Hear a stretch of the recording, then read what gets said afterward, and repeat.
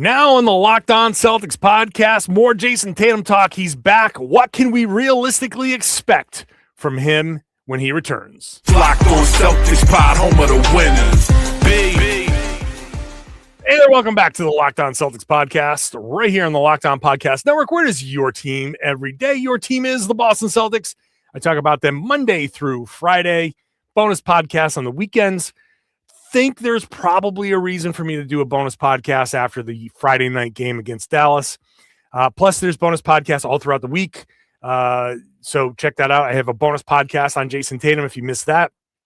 Just my initial thoughts, but so much more to get into here. So we're going to do that now. Today's show is brought to you by FanDuel. FanDuel is giving you a way to turn that energy into a bigger potential win with a college basketball parlay profit boost. Head to FanDuel.com to get started. It's FanDuel.com. FanDuel, play your game. Did I introduce myself yet? I'm John Karalis, beat writer for Celtics on SI. All that stuff. I've been doing this job for a long time. That's all you need to know. I'm doing today's show with Tom Westerholm, everybody. What up? Thank you.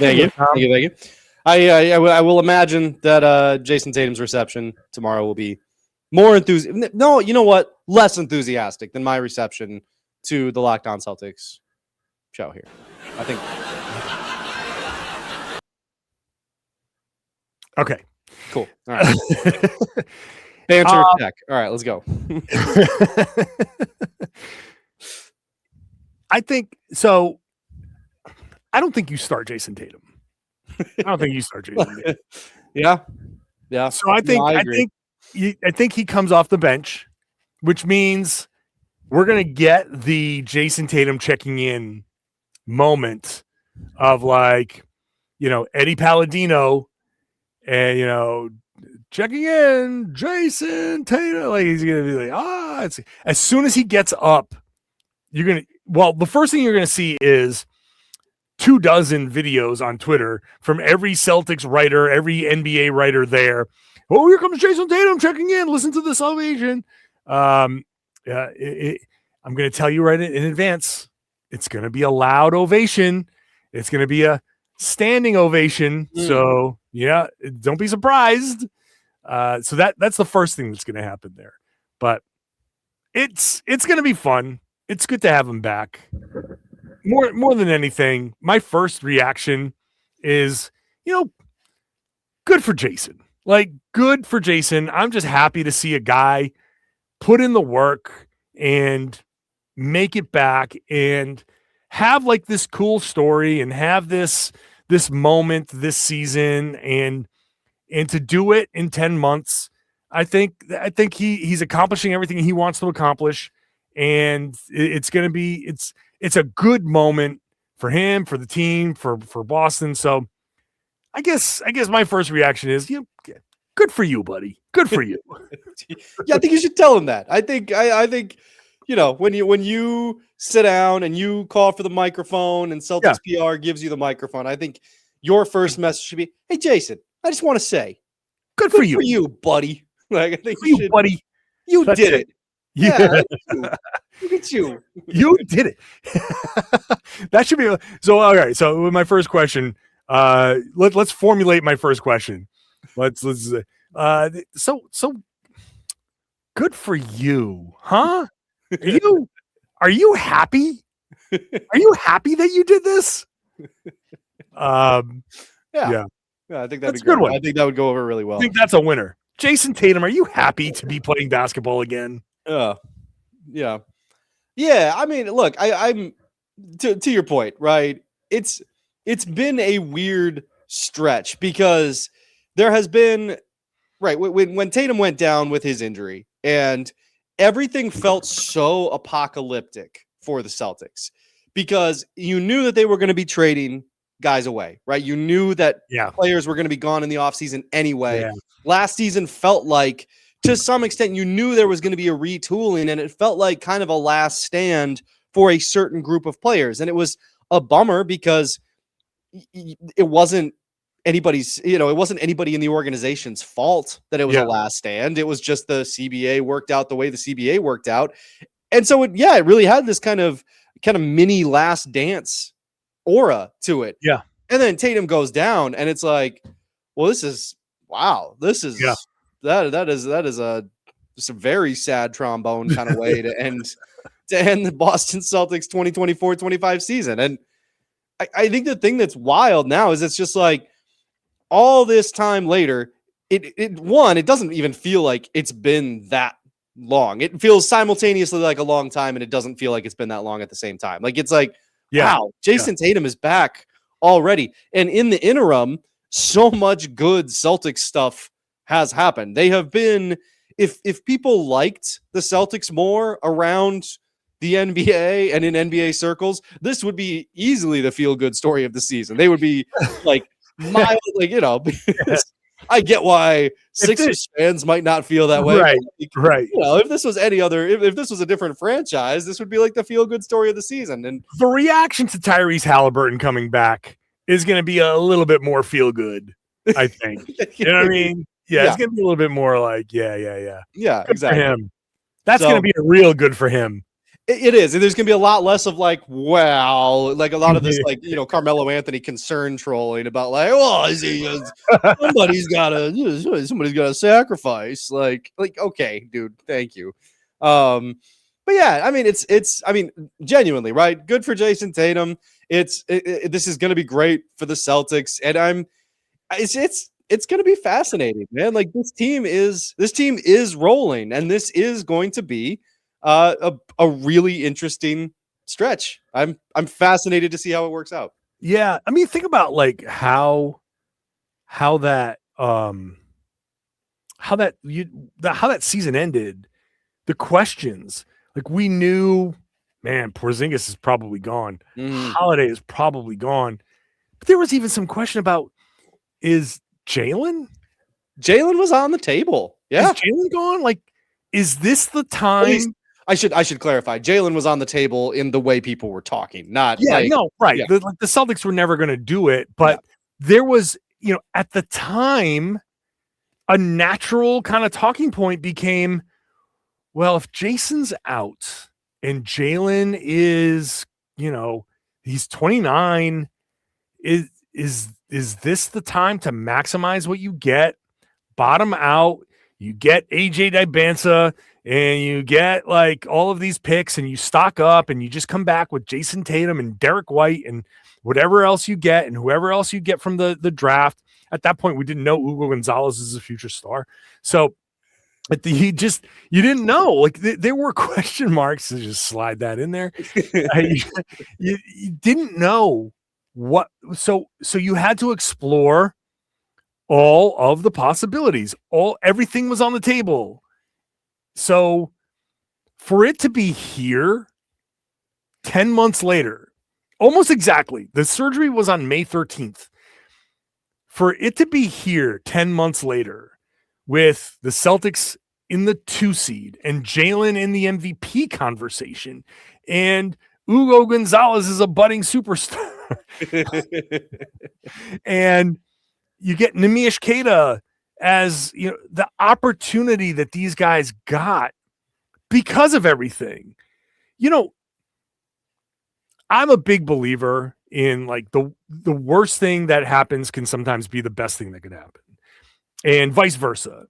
Like you the best thing that could happen, and you're like, well, wait a second, there's a downside to this, and you never want anybody to get hurt, but it happened, and so because it happened, you think, okay, well, what's the side effect of this?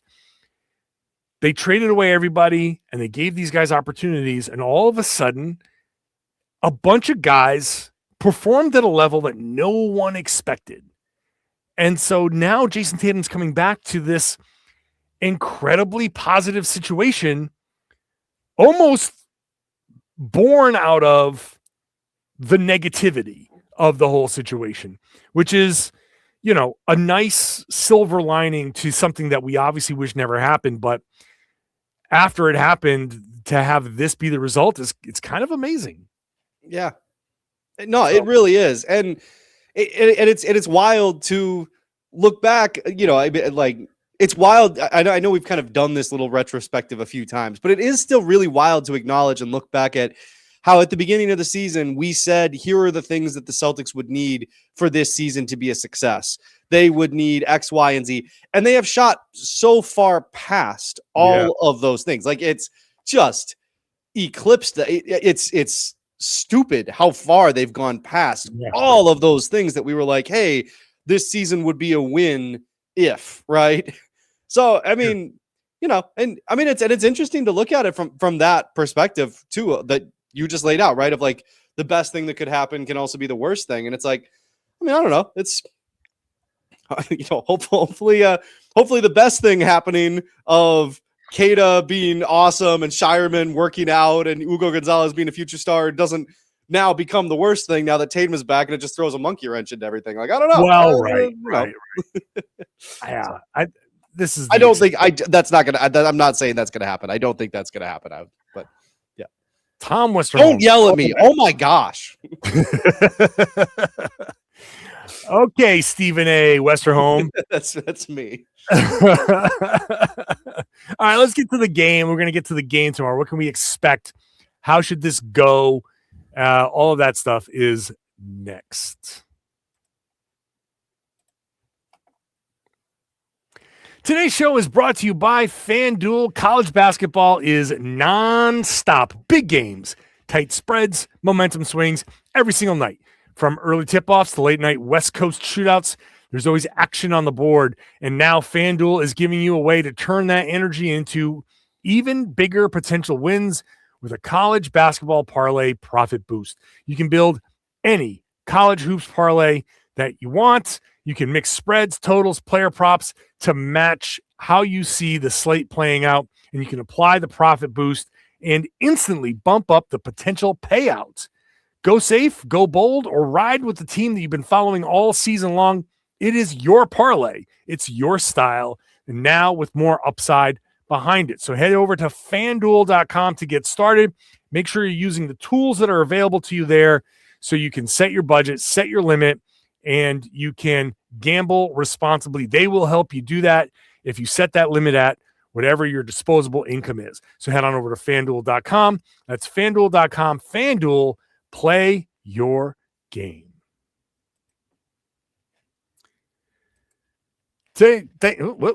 Let's do this. Thank you for making Locked On Celtics your first listen every day. I want to invite you to join the Everydayer Club. It's at LockedOnCeltics.supercast.com, LockedOnCeltics.supercast.com. You get ad-free audio for $5 a month or $50 for the year, compatible with all major podcasting apps. You can also get access to our Discord server, which is a live chat in-game for Celtics and NBA fans. So check it out, LockedOnCeltics.supercast.com. So, Tom, the Celtics will... I'm assuming that we didn't do all of this just for Jayson to back out at the last second. How do you think? Jayson Tatum ruled out for tomorrow on the injury report? Would have been hilarious. Can you imagine? That would be absolutely God. Just. We did all of this. He's questionable. I mean, he is questionable. They didn't say he's in. Yeah, we're the ones that are making the leap. So it's on us. Well, Shams is the one who's making the leap. We're just backpacking off him. But yeah, that's sure. Right. Blame Shams. Always blame Shams. Always blame Shams. What's your plan for Jayson Tatum in game one? Yeah, I think you nailed it. I think it is. I mean, obviously, there's. I think there's going to be like a very strict minutes limit, and I really think that it is going to be like 15 minutes, right? Like, this is not coming back to the NBA is really hard, right? NBA basketball is highly taxing, highly competitive, highly physical, all that stuff. And Tatum needs to kind of work himself back in. My expectation for him would be that he will really struggle at first. And that's okay. That's literally all part of the process, right? That is just a part of the thing you have to go through when you come back from a massive career altering injury like the one he had. So I think, like a real kind of limited stint, lots of the TD Garden doing your post-game question of like, you did it, buddy. Good job. And like, give him that little bit of a boost. Like, yeah, you know what? It feels good to be back out there. Feels good to kind of hear TD Garden go crazy when they see you out there. Like a lot of that kind of stuff. I don't think tomorrow is actually like tomorrow is in no way, I think, about how Jayson Tatum performs on the court. I think tomorrow is about him being on the court, getting that little first taste and getting just kind of starting to get his win back, I think, more than anything. Yeah, and I'll take it a step further. You need him to suck. You need him to go out there and struggle. Because that's part of the process, right? Mm-hmm. And I think 2 minutes into his first stint, you'll see him hand full of shorts, just hunched over like, oh my God, this is turning to like Derek White. Like, I need one. I'm so out of shape. Yeah. Coach. Baylor, get your butt back in here, buddy. You're but you need him to go through that. That's what this is. This is the reacclimation. This is the ramp up. You've done all you can do in scrimmages. It is now impossible to get into NBA shape with more practice scrimmaging. Right. I don't care who you are. There's no amount of practice at no level. I don't care how hard you actually practice. There's nothing that compares to a game. And so you got to take it to that next level. So if Tatum is at 80% of Jayson Tatum, the next 20% only comes with playing these games, getting the wind just knocked out of you, feeling the lungs burn, feeling the legs get heavy, wondering, oh my God, when's the last time I felt like this? I said in my last podcast, the bonus podcast, like I wouldn't be surprised if he says something along the lines of, yeah, I haven't felt this tired since high school. Like some old, like they used to make us run and this is how tired I feel because of all of this. So this is why I say bring him off the bench. Mm-hmm. People are saying, no, he's a starter. You start him. I'm like, yeah, of course he's a starter. That's not what this is about. Eventually he's going to start. Like that's right. I'm not saying you bench Jayson Tatum. It's like when I was saying Hugo Gonzalez should go play some games in the G League. Like you're not demoting him to the G League. I'm like, just go play 36 minutes in a game, play 5 games that, go spread your wings, go run up and down the floor. Like, yeah, you got to come off the bench. I'm going to work Hugo Gonzalez into every I was going to say, it is impressive how much Hugo is getting into this Jayson Tatum. Every segment for the rest of the season is going to be some mention of Hugo Gonzalez. I just want to I am self-aware. I'm aware of what I'm doing. You need Tatum because Tatum and Hugo are right there at that same level. You need Tatum to go and Hugo Gonzalez's floor is Jayson Tatum's. Michael Jordan. No, you have to go out there and go through it as off the bench. Number one, you just don't want to disrupt the starters yet, right? Sure. Like you're going to have time to play with those guys. Just my ideal situation. He comes in at the TV timeout for the last TV timeout of the first quarter. So it's like 2 and change. So 2-3 minutes of the first quarter. Then you play 3 minutes or so and quarter break. Guaranteed timeout. Sit down. Everybody comes over. Jayson, how you doing? You feeling okay? Great. Okay. Get back out there. You play 3-4 more minutes to the next TV timeout. Guaranteed break. Come out, sit. Everybody come over. Take him into the back. I don't care. You don't have to sit take him in the back. Go through everything. If you need to take an image of something, take it. Whatever. Then halftime. Get ready. Take a shower if you need to. Come back out there. And in the third and fourth quarter, you do the same thing. And that's it. That's 14, 15, 16 minutes of basketball. And you do that for the first couple of games, probably miss the Cleveland game. He's going to miss games. Mm-hmm. And then you just build up. So if it's 16 minutes of basketball against Dallas, then it's 18 minutes against San Antonio. And then maybe you miss the OKC game. Maybe you play the OKC game and you try whatever it is. Definitely not back-to-backs, but just play it by ear and let him go through the soreness and then build it back up. And this is the whole process of ramping up. That's what it is. So that's what they should do. That's my plan for Jayson Tatum, which I know Brad Stevens is listening. So I hope you took all those notes. Correct. And yes. Hopefully, listen, hopefully the people in charge of his rehab are listening, because we are doctors on this podcast. Yeah. We're always saying that. Yeah. Listen. No, I think just to add to your point, the only thing I would add is I think it's really important as he's getting his win back to also get those first few tweaks where you take a step that would have been really risky 6 months ago, right? Get those steps that are now safe. Those are now safe steps. Like if he's coming back, he's ready to come back, and that means that like those steps don't feel right yet. You know, like you have that feeling of like, oh man, I don't want to. You know, you have to take them. You know, you literally have to take those steps. And honestly, that feeling might not go away for him this year. Like that might be something that doesn't resolve itself until, you know, he has a half an NBA season or, you know, a quarter of an NBA season under his belt and a summer and a training camp. And, you know, it might not feel right until next year, but that's all part of the ramp up process. That's all part of this really, really important process that he's currently undergoing. So yeah, I think wind and also just kind of taking some of those risky steps again. Yeah.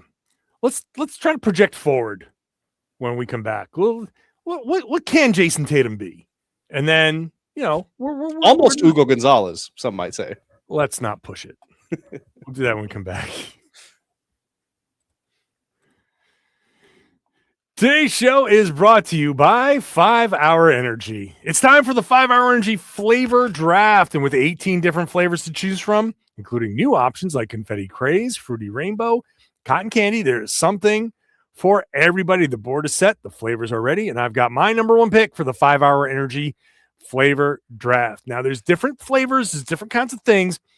If you've got a heavy sweet tooth, then you want maybe something like Cotton Candy, which is just pure sweetness from start to finish, sweet tooth fix, but without any sugar or guilt. And that's the number one thing with all of these flavors. When I mention Confetti Craze, when I mention Hawaiian Breeze or the pomegranate, any of the, no sugar. And that's the important thing. No sugar crash, but you still get some of that sweetness that you're looking for. I'm not looking for something as sweet.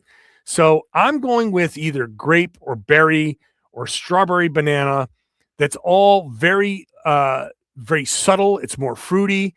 I like the berry because it's big bold berry flavor. It's got a clean finish with minimal aftertaste. And it's got that easy to recognize fruit profile, little raspberry, little blackberry. So it's a little mixed berry type of thing. That's where I'm going with my flavor on 5 Hour Energy. You can get your own at 5hourenergy.com. That's the number 5hourenergy.com, or you can go pick some up at Amazon. Today's show is also brought to you by Indeed. We know how crazy the workplace can get. Deadlines are stacking up. You got inboxes overflowing, and you got one position that you need to fill. And you're just hoping that the right person comes along. No, you wouldn't do that. Brad Stevens wouldn't do that. Be Brad Stevens. Go find somebody that checks all your boxes. Brad Stevens has scouts. You have Indeed sponsored jobs. So reach the people who actually fit what you're looking for: skills, experience, location. So you're not just hoping the right candidate stumbles across your post. They'll, in the minute that I'm talking to you, companies like yours will make 27 hires on Indeed, according to Indeed data worldwide. So spend less time searching, spend more time actually interviewing the candidates who check all your boxes. Less stress, less time, more results. When you need the right person to cut through the chaos, This is a job for Indeed sponsored jobs, and you'll get a $75 sponsored job credit to get your job the premium status it deserves at Indeed.com/podcast. Make sure you let them know that we sent you. Indeed.com/podcast. Terms and conditions apply. Need to hire? This is a job for Indeed sponsored jobs. Thanks for making Locked On Celtics your first listen every day. Go check out Locked On NBA, Locked On NBA Game Night. They're covering all the big stories. Jayson Tatum's a big story, so that's on Locked On NBA. Game Night is 7 days a week. All the games covered on Game Night. I host a show on Wednesdays, so check it out. Keep up with the league with Locked On NBA. All right, let's wrap up the Jayson Tatum is back conversation. Let's spin it forward, Tom.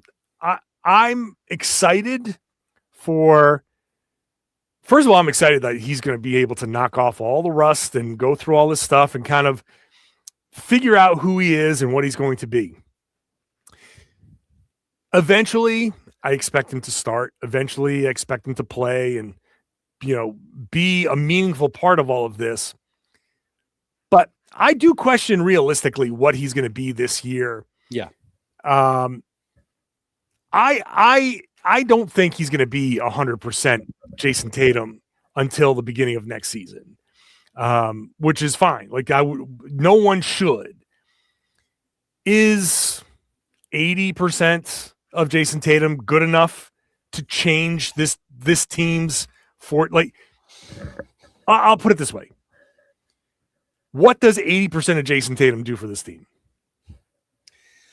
I mean, it's a really tough question because 80% of Jayson Tatum, what is in the percent that we're taking out, right? And I think the answer is some athleticism, right? Some level of knowledge of his own body, right? Yeah. That knowing how to operate within the physical gifts that he has, right? But then also but also what's been taken from him that he has to try to build back. It's a really complex situation for an athlete, especially an athlete as elite as Jayson Tatum is. So, I think to me, the biggest question is, okay, honestly, I'm most interested in what he can give the Celtics. I know this sounds crazy to say about I hesitate to say it because I don't want to be accused of downplaying Jayson Tatum. I am not downplaying Jayson Tatum going forward, but this year I'm curious what he can do on the defensive end, right? Sure. No, it's fair. Why would that downplay him? That's fair. Well, because I'm most interested in what he can bring defensively and rebounding, and it makes it sound like I'm calling him a role player. But he ain't coming back to be no role player, Doc. You know what I mean? So, I don't know, man. I think it kind of depends on on how he adjusts to all of that, because the Celtics, I think, are currently, we talked about this the other day. As long as they don't meet the Hornets in the playoffs, I think that this Celtics team is kind of a dark horse contender as currently constructed. And I am, what can Tatum bring to that? Well, listen, Jayson Tatum coming back to any team improves it. But this team has been very finely tuned, and now you are, putting a guy who's trying to figure himself out back into that. I do think that when I see people say well, Jaylen and Jayson have always figured it out before, I think that's true for next year. I do think that there's a fair question to be asked about what does it look like this year? This is a really good team that is going to be trying to reintegrate a guy who's previously been really high usage and deservedly so, right? Should be extremely high usage. But this season, I think it is going to be really interesting to, and I'm using interesting as a euphemism for, potentially challenging to figure out how this all comes together again. Listen, I don't think it's out of bounds to say for the next 2 months, you got to figure some stuff out. Mm-hmm. You're right. Next year is next year, and that they will be fine next year. But they'll probably be really dang good next year. Right. Yeah. But for the next 2 months, that's going to be a challenge because he's coming back He hasn't played for 10 months. That's going to be a process that's not going to happen overnight. So, yes, they're going to have to figure some stuff out this season. Mm-hmm. So, I think about like human nature, and when you're put in an uncomfortable situation, new job, whatever it is, what do you do? How do people normally react? I think what you do is you lean on just the habits. You lean on the old, whatever it is, whenever people are stressed, whenever people are unsure, everybody reverts back to their base habits. So what are Jayson Tatum's base habits? Step backs. He's going to drive. I question if he's going to have I don't want to call it reckless abandon, but I question whether he's just going to be headstrong and say, you know what, I'm driving, I'm trying to dunk on people. Maybe he is, maybe he isn't. I have no idea. We're going to have to see it. But when you've hurt your foot, you've hurt your lower leg, and you're like, obviously he can be explosive, but are you gonna really jump into traffic? Right. Are you gonna really want to land on? How's that gonna look? Right, because like he was doing sort of a Giannis thing before he got hurt, right? Where he was doing that use these big shoulders and like power your way downhill and spray it out if you need to or whatever. Like, I mean, that was a huge part of what made him so special before he got hurt. That's going to be hard to do going forward. That's going to be hard to do this year. Now, I don't know I think next year he'll be fine, but that's going to be hard to do over the next few months. I think March, April, I don't know, May, maybe whatever, May. Yeah. It's going to be, my expectation is going to be like a little bit more jumper heavy for Tatum. I agree. Snatch back dribbles. I think I'm going to drive, but no, I'm going to pull back. And because I'm comfortable fading away, I know I can land softly. I can fall backwards. There might be a little bit more falling for Jayson Tatum, kind of like sliding and then getting up and going. It's just going to be,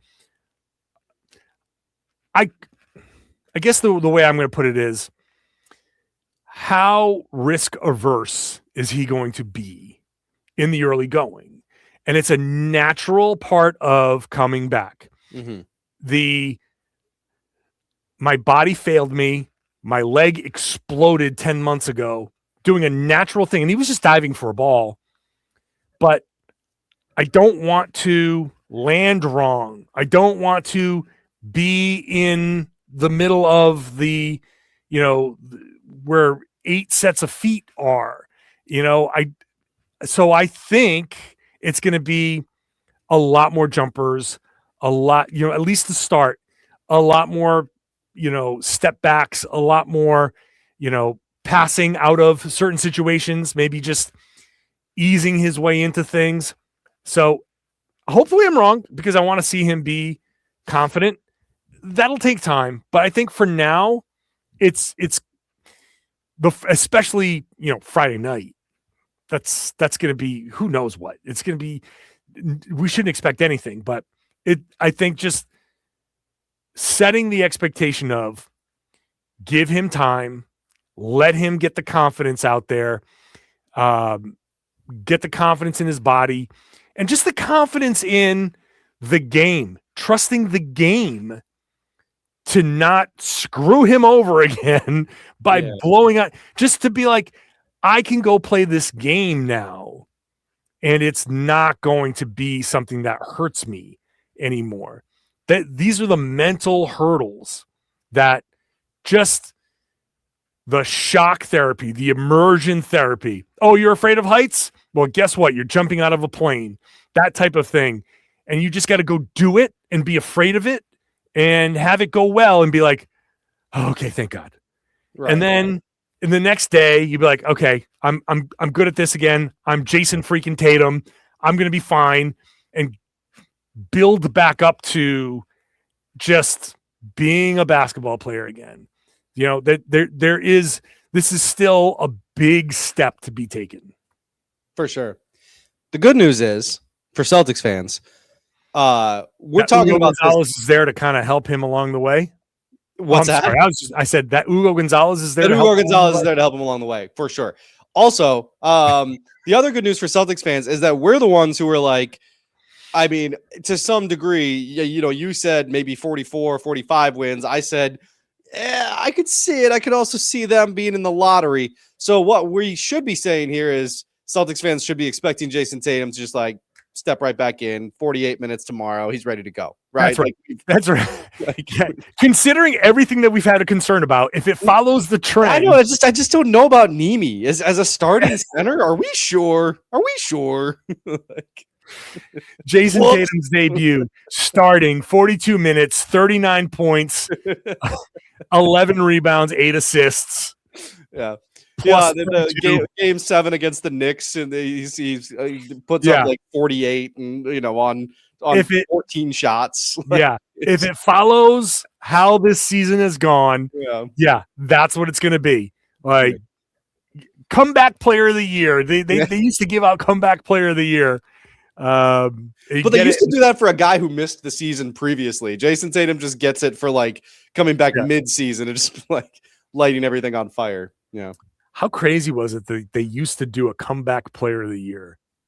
There's so many guys that had so many injuries that they were like, we got to do it. We got to give somebody an award for coming back from stuff. Yeah. Bring it back. Sure. We need a comeback for the comeback player of the year. I like it. It's a good place to end it. Tom, appreciate you, buddy. Appreciate you, man. And I appreciate you listening, watching, however you're consuming this podcast. I do thank you for being here on a regular basis, Monday through Friday for this podcast, plus bonus podcasts throughout the week. Definitely when they play on weekends. Obviously, Friday night, Jayson Tatum returning. I will be at the Garden. I will have a bonus podcast after that.